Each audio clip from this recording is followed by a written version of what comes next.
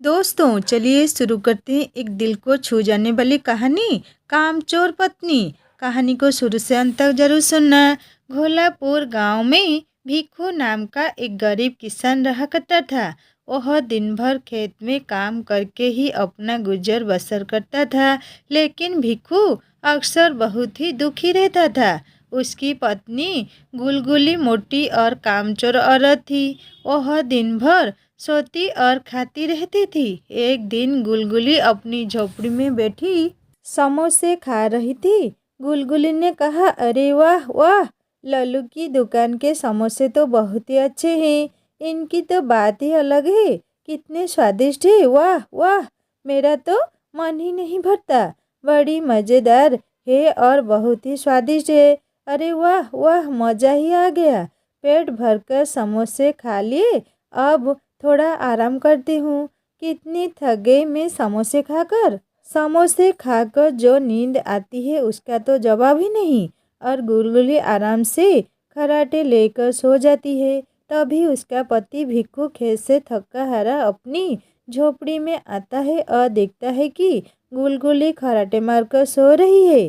भिक्खू कहता है, अरे अरे, दोपहर होने को आई है, अरे ये मोटलो अभी तक घोड़े बेचकर सो रही है। क्या करूं मैं इसका, पता नहीं आज भी खाने को कुछ है या नहीं। बोलने के बाद भी गुलगुली आराम से खराटे मारकर सो रही होती है। भिक्खू कहता है, अरे लगता है ये नहीं उठेगी, भूख भी बहुत जोर से लगी है। अब तो मुझे ही अपने लिए कुछ भोजन बनाना पड़ेगा, वरना भूख से मेरे प्राण ही निकल जाएंगे। हाँ। इसके बाद भिक्खू रसोई में जाता है और एक डिब्बे में थोड़े चावल और दाल देखता है। भिक्खू कहता है, अरे अब क्या किया जाए, चलो इन्हीं थोड़े चावल और दाल से खिचड़ी बना लेता हूँ। हाँ, यही ठीक रहेगा। इसके बाद भिक्खू चूल्हे पर खिचड़ी बनाने लगता है, जिसकी खुशबू गुलगुली के पास जाती है और उसकी आंख खुल जाती है। गुलगुली कहता है, अरे वाह वाह, क्या खुशबू आ रही है, चलकर देखूं तो सही, आखिर बन क्या रहा है। इसके बाद गुलगुली रसोई में जाती है और भिक्खू को चूल्हे पर खिचड़ी बनाते हुए देखती है। गुलगुली कहते हैं, अरे वाह वाह, आप तो बड़ी जल्दी आ गए और ऊपर से अरे वाह, मज़ेदार भोजन भी बना रहे हैं। वाह वाह, मुझे भी भूख लगी है, थोड़ा जल्दी कीजिए ना, मुझसे भूख सहन ही नहीं हो रही। भिक्खू कहते हैं, अरे भाग्यवान, समय तो देखो, सांझ होने को आई है और तुम अब तक सो रही थी। ना जाने कब तुम्हें समझ आएगी। खैर, क्या ही कहा जाए, तुम किसी की सुनती हो भला। अच्छा, अब जाओ बैठो, भोजन बन गया है, मैं अभी बाहर जाकर तबेले में जानवरों को पानी देकर आता हूँ, कब से चिल्ला रहे हैं। गुलगुली सोचता है, अरे वाह वाह, कितनी अच्छी खुशबू आ रही है, अब ना जाने ये कब आएंगे, मैं ही भोजन कर लेती हूँ। हाँ। गुलगुली कहते हैं, अरे वाह वाह, बहुत ही स्वादिष्ट है, बहुत ही मज़ेदार। और देखते देखते सारी खिचड़ी खा जाती है। भिक्खू आकर कहता है, अरे अरे, ये क्या किया तुमने, भूखी हथिनी सब खा गई, जरा सा ख्याल नहीं किया इस गरीब पति का, अब मैं क्या खाऊंगा। गुलगुली कहता है, देखो जी, मैं आपकी इज्जत करती हूँ, इसका मतलब ये नहीं कि आप मुझे हथिनी कह के बुलाओ। अब मुझसे भूख सहन नहीं होती तो क्या करूँ। भिक्खू कहता है, न जाने किस जन्म का बदला ले रही हो मुझसे। इसके बाद बेचारा भिक्खू खाली पेट ही सो जाता है। वह होती है गुलगुली आराम से खराटे मारकर सो रही होती है। तभी पड़ोस की रीमा की चिल्लाने की आवाज़ आती है। रीमा कहता है, अरे कहाँ हो गुलगुली बहन, जरा बाहर तो आओ, देखो तो सही, मैं तुम्हारे और भिक्खू भैया के लिए क्या लेके आई हूँ। गुलगुल कहता है, अरे आओ रीमा बहन, क्या लेके आई हो, आज तो खुशबू बहुत ही बड़ी आ रही है। हाँ, तो रीमा ने कहा, वो क्या है ना, आज थोड़े पकवान बनाए थे तो सोचा तुम्हारे और भिक्खू भैया के लिए भी ले चलूं। गुलगुल कहते, अरे हाँ हाँ, बहुत ही अच्छा किया तुमने रीमा बहन, अरे बहुत ही अच्छा, वाह वाह, मुझे तो बहुत ही जोर की भूख लगी थी। हाँ, जाओ जाओ लाओ मेरे पास। रीमा कहता है अच्छा ठीक है, ये लो गुलगुली बहन, अकेले अकेले मत खा जाना, भिक्कू भैया खेत से आ जाए तो उन्हें भी दे देना, बाकी मैं चलती हूँ अब। तभी रीमा चली जाती है और गुलगुली कहते हैं अरे वाह वाह, कितना सारा भोजन है, गर्मा गर्म पूरियाँ, गुलाब जामुन, वाह आज तो पेट भर के खाऊंगी। हाँ, अरे वाह वाह, बहुत स्वादिष्ट भोजन है, वाह बहुत ही मज़ेदार, वाह वाह बहुत ही स्वादिष्ट कहकर वह सारा भोजन खा जाती है। गुलगुली सोचता है अरे अरे यह क्या, मैं तो सारा भोजन ही खा गई, अब मुझे तो भोजन ही नहीं बनेगा, इतना सारा भोजन खाकर मैं बहुत थक गई हूँ। हाँ, ये जब खेत से आएंगे तो खुद ही बनाकर खा लेंगे, बड़ी नींद आ रही है, थोड़ा आराम कर लेती हूँ, वैसे भी अगर आराम नहीं करूँगी तो मेरी सुंदरता थोड़ी कम हो जाएगी ना। और गुलगुली फिर खराटे मारकर सो जाती है। भिक्कू थका हरा खेत से आता है। भिक्कू देखता है अरे अरे भाग्यवान, ये क्या, जब देखो तब सोती रहती हो, लगता है तुमने भोजन कर लिया है, लेकिन मेरा क्या, मुझे तो बहुत जोर की भूख लगी है।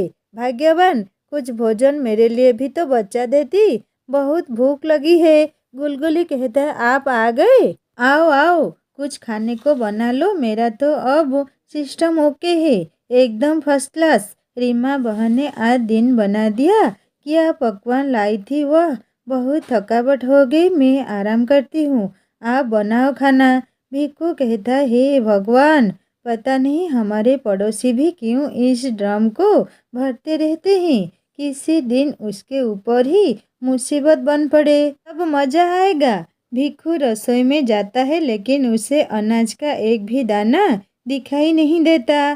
भिक्कू कहता है अरे ये क्या, रसोई में तो एक भी अनाज का दाना नहीं है, अब कैसे और क्या पका कर खाऊंगा, हे भगवान, ना जाने कैसी पत्नी पाई है मैंने, खुद आराम से भोजन करके सो रही है, लेकिन अब क्या करूं, कहाँ जाऊं। और बेचारा भिक्कू दुखी मन से गांव के बाजार की तरफ चला जाता है। तभी उसे एक आदमी की जोर जोर से चिल्लाने की आवाज़ आती है जो रंग बिरंगी गोलियां बेच रहा होता है। आदमी कहता है गाँव वालों मेरे पास आओ, मेरी असरदार गोलियां ले जाओ, किसी भी समस्या का इलाज मेरी इन गोलियों में है। हाँ, इसीलिए आइए आइए, मेरी ये गोलियां ले जाइए। भिक्कू कहता है अरे क्या सच में भाई, किसी भी समस्या में तुम्हारी ये गोलियां असरदार है, बताओ बताओ। आदमी कहता है अरे हाँ हाँ भाई, क्यों नहीं, तुम लेकर तो जाओ ये गोलियां, तुम जिस भी इंसान को दोगे इसका असर जरूर होगा, मेरे गुरुजी रंगीला की देन है ये रंगीली गोलियां। भिक्कू कहता है अरे अगर मैं ये गोलियां गुलगुली को दूंगा तो क्या पता उससे थोड़ी अक्ल आ जाए और भोजन भी थोड़ा कम खाने लगे, हाँ यही सही होगा, ये गोलियां ले ही लेता हूँ। भिक्कू कहता है अरे देखो भाई, मुझे भी ये अपनी असरदार गोलियां दे दो। आदमी कहता है अरे हाँ हाँ क्यों नहीं, अभी दे देता हूँ, लेकिन ध्यान रहे ये गोलियां अत्यधिक मात्रा में नहीं खानी होगी, सिर्फ एक दो गोली ही अपना काम कर देगी, इसकी ज़्यादा मात्रा इंसान के शरीर में नुकसानदेह होगी और इसका उल्टा असर होगा भाई। आदमी ने कहा बोलो बाबा रंगीला की जय। भिक्कू ने कहा जय हो रंगीला की जय हो, अच्छा ठीक है मैं समझ गया। इसके बाद वह आदमी भिक्कू को कुछ गोलियां देता है। भिक्कू उस आदमी के हाथ में 1 रुपया रखता है और उन गोलियों को लेकर घर पर चला आता है।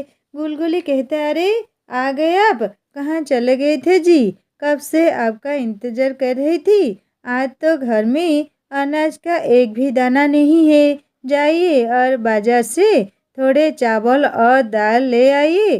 भिक्कू कहता है अरे हाँ हाँ क्यों नहीं भाग्यवान, अभी जाता हूँ, लेकिन ये देखो मैं तुम्हारे लिए क्या लेकर आया हूँ, ये देखो रंग बिरंगी मीठी गोलियाँ, देखो खाकर देखो कितनी स्वादिष्ट है।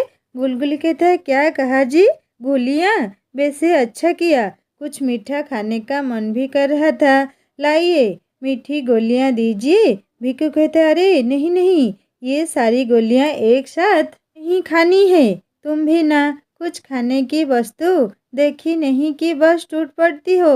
अच्छा अच्छा, अब मैं बाजार जा रहा हूँ। इसके बाद भिक्खू बाजार चला जाता है और चावल दाल लेकर आता है।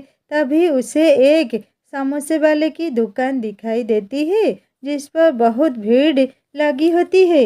भिक्खू कहता है, अरे वाह वाह, क्या बढ़िया समोसे की खुशबू आ रही है। क्यों ना थोड़े समोसे ले लिए जाएं और देखें कि उस गोली का गुलगुली पर असर हुआ है या नहीं। ये भी पता चल ही जाएगा। हाँ, भिक्खू अपनी झोपड़ी में जाता है और देखता है कि गुलगुली झोपड़ी में झाड़ू लगा रही होती है। भिक्खू कहता है, अरे ये क्या भाग्यवान का ये रूप तो मैंने कभी नहीं देखा। लगता है वो गोली अपना असर कर रही है। हाँ, भिक्खू कहता है, अरे कहाँ हो भाग्यवान, ये देखो ले आया मैं बाजार से चावल और दाल। और देखो तुम्हारे लिए ये गर्मा गर्म समोसे भी लाया हूँ। हाँ, गुलगुली कहता है, अरे आ गए आप। ये चावल और दाल तो ठीक है, लेकिन इस समोसे की क्या ज़रूरत थी। मेरा तो बिल्कुल भी मन नहीं है। अभी तो भोजन बनाने के लिए घर में जल भी नहीं है। आप ये समोसे ही खा लीजिए। मैं पास के तालाब से जल लेकर आती हूँ। जिसके बाद गुलगुली हाथ में मिट्टी का मटका लेकर वहाँ से चली जाती है। भिक्खू कहता है, अरे वाह वाह, वो गोलियाँ तो वाकई असरदार है। हाँ, भाग्यवान तो बदल ही गई है। हाँ, ये अच्छा है। थोड़ी देर बाद गुलगुली पानी का मटका लेकर अपनी झोपड़ी में आती है। गुलगुली कहता है, ये देखिए जी, ले आई मैं तालाब से पानी। अब जाकर रसोई में आपके लिए भोजन बनाती हूँ। भिक्खू सोचता है, अरे भाग्यवान पर उसे गोली का ये असर हुआ है। अगर वह सारी गोलियां मैं इसे ही खिला दूँ तो यह तो सर्वगुण संपन्न बन जाएगी। हाँ, यही ठीक रहेगा। भिक्खू सारी गोलियां लेकर गुलगुली के पास जाता है। भिक्खू कहता है, अच्छा अच्छा ठीक है, तुम भोजन बाद में पकाना भाग्यवान। ये लो, तुम्हें ये कल मीठी गोलियां बहुत पसंद आई थी ना। लो, ये तुम सारी खा लो। हाँ लो खाओ। गुलगुली कहता है, अरे वाह मीठी गोलियां, अरे वाह कितनी स्वादिष्ट मीठी गोलियां हैं। उस दिन तो सिर्फ एक ही मज़ेदार गोली खाने को मिली थी, लेकिन आज मैं सारी गोलियां खा जाऊंगी। हाँ, अरे वाह वाह, बड़ी ही मज़ेदार गोलियां हैं। अचानक बहुत थकान होने लगती है। थोड़ा आराम कर लेती हूँ। हाँ, भोजन तो मैं बाद में पका लूँगी। हाँ, भिक्खू कहता है, अरे हाँ हाँ क्यों नहीं, अभी मैं भी खेत जा रहा हूँ। तुम भोजन बाद में पका लेना। अच्छा, तुम आराम करो। वैसे भी आज बहुत काम कर लिया तुमने। अच्छा, तो तुम आराम करो भाग्यवान, मैं चलता हूँ। इसके बाद भिक्खू वहाँ से चला जाता है और गुलगुली आराम से खराटे लेकर सो जाती है। थोड़ी देर बाद भिक्खू झोपड़ी में आता है और गुलगुली को देखता है जिसके बाल बिखरे होते ही रंग एकदम काला और पहले से और ज़्यादा मोटी देखने में एकदम भयानक लग रही होती है। भिक्खू कहता है, अरे अरे ये क्या हो गया, ये क्या हो गया भाग्यवान, तुम्हारा ये रूप कैसे हुआ। गुलगुली कहते हैं, अरे ना जाने क्यों चिल्ला रहे हैं आप, आखिर क्या हुआ है मेरे रूप को, मैं जरा आईने में देखूं। जैसे ही गुलगुली आईना देखती है वह जोर जोर से चिल्लाने लगती है। गुलगुली कहते हैं, अरे अरे ये क्या हुआ मुझे, ये कौन है, ये तो मेरा रूप नहीं है, ये क्या हो गया। और ये क्या, मुझे तो अचानक बहुत जोरों की भूख लग रही है। गुलगुली भागती हुई रसोई में जाती है जहाँ खाने को कुछ भी नहीं होता, सिर्फ कुछ कच्चे चावल और दाल रखी होती है। गुलगुली कहता है, ये क्या, खाने को तो कुछ भी नहीं है, लेकिन भूख तो सहन ही नहीं हो रही। यही चावल और दाल खा लेती हूँ। गुलगुली जल्दी जल्दी सारे कच्चे चावल और दाल खा लेती है। फिर वह रसोई के रखे डब्बों को देखने लगती है, लेकिन डब्बों में उसे कुछ भी नहीं मिलता। फिर उसकी नज़र कुछ गाजर और टमाटर पर पड़ जाती है। गुलगुली, चलो अच्छा है, ये सब्जियां खाकर ही अपनी भूख मिटाऊंगी। हाँ, भिक्खू ये सब खड़ा होकर देख रहा होता है। भिक्खू कहता है, अरे अरे ये सब क्या हो गया? भाग्यवान की ये हालत तो पहले से ज़्यादा विचित्र और ख़राब है। लगता है ये सब मेरे ही कारण हुआ है। मुझे उस गोली वाले को ढूंढना होगा। अभी जाता हूँ। गुलगुली कहता है, अरे ये क्या? भूख तो शांत होने का नाम ही नहीं ले रही है। क्या करूं? अब मैं क्या करूं? मुझे भोजन चाहिए, वरना तो ना जाने मैं क्या ही कर दूंगी। हाँ, इसके बाद गुलगुली भागती हुई अपनी पड़ोसन रीमा के घर जाती है और उसकी झोंपड़ी का दरवाज़ा जोर जोर से बजाने लगती है। रीमा जैसे ही अपनी झोपड़ी का दरवाज़ा खोलती है, गुलगुली का भयानक रूप देखकर वह हैरान रह जाती है। रीमा कहता है, अरे गुलगुली बहन, ये तुम्हें क्या हो गया? तभी गुलगुली रीमा को एक धक्का मारती है और उसकी झोपड़ी के अंदर चली जाती है। गुलगुली देखता है, बहुत भूख लगी है। हाँ, बहुत भूख लगी है। मुझसे भूख ही नहीं सहन हो पा रही। हाँ, क्या खुशबू है! वाह वाह, ताज़ा ताज़ा मछली। रीमा कहता है, अरे गुलगुली बहन, लेकिन इन मछलियों को तो अभी पकाना बाकी है। तुम ये नहीं खा सकती हो। गुलगुली कहता है, अच्छा तो तुम मुझे मछलियाँ नहीं खाने देगी? अभी बताती हूँ तुझे। रीमा कहता है, अरे अरे गुलगुली बहन, ये तुम क्या कर रही हो? मुझे क्यों मार रही हो? अरे अरे, ना जाने तुम्हें क्या हो गया है। अच्छा अच्छा, लो खा लो मछलियाँ, ये लो, लेकिन मुझे छोड़ दो। गुलगुली कहता है, अरे वाह वाह, बहुत ही मज़ेदार मछलियाँ हैं। क्या स्वाद है! अरे वाह, बड़ी अच्छी खुशबू आ रही है। इसके बाद गुलगुली अपने दोनों हाथों से आटे को खाने लगती है। रीमा कहता है, अरे अरे ये क्या हो गया है गुलगुली बहन को? ये तो रुकने का नाम ही नहीं ले रही है। भिक्खू रोता हुआ गोली बेचने वाले के पास पहुंचता है। भिक्खू कहता है, अरे भाई, ये क्या कर दिया तुम्हारी उस गोली ने? तुम्हारी उस दी हुई गोली ने मेरी पत्नी की हालत बहुत ख़राब कर दी है। मेरी मदद करो। आदमी कहता है, मुझे सब समझ आ रहा है कि ये सब तुम्हारे ही कारण हुआ है। क्या तुम्हें याद नहीं मैंने तुमसे क्या कहा था? वो एक ही गोली भी असरदार होगी। जरूर तुमने ही अपनी पत्नी को एक से अधिक गोली खिलाई होगी।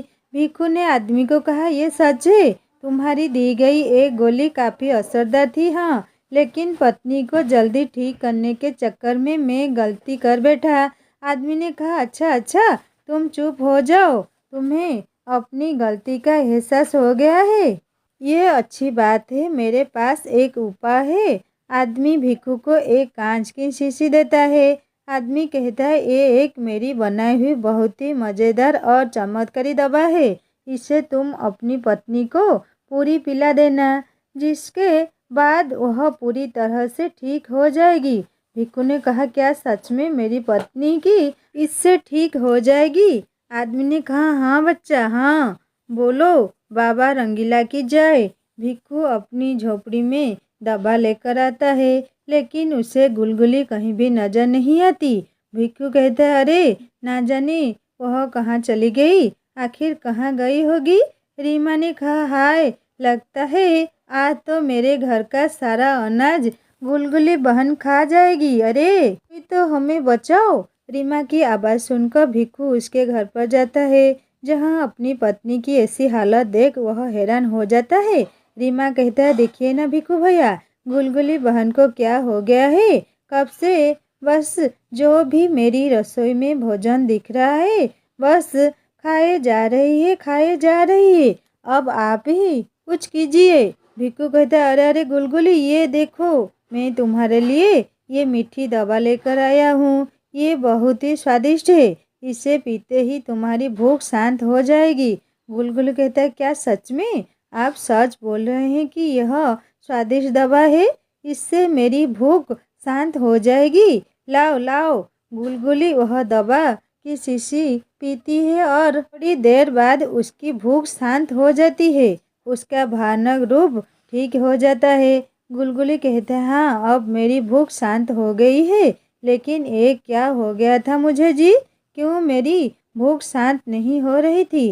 रीमा कहा, चलो अच्छा हुआ आप वक्त पर दवा ले आए, वरना आज तो मैंने सोच लिया था कि सब कुछ खत्म होने के बाद तुम मुझे भी खा जाओगी। भिक्खू कहता है, मुझे माफ कर दो भाग्यवान, ये सब मेरे ही कारण हुआ है, उन्हीं मीठी गोलियों के कारण जो मैंने तुम्हें दी थी।